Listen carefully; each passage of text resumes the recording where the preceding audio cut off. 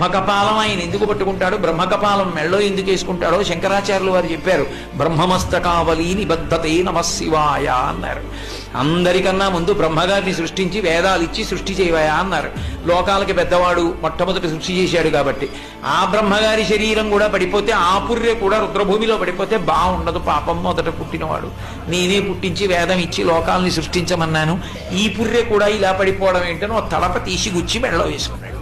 ఇలా వేసుకుంటే ఆ బ్రహ్మల మాల, బ్రహ్మల కపాల మాల ఓ పెద్ద మాల అయిపోయింది.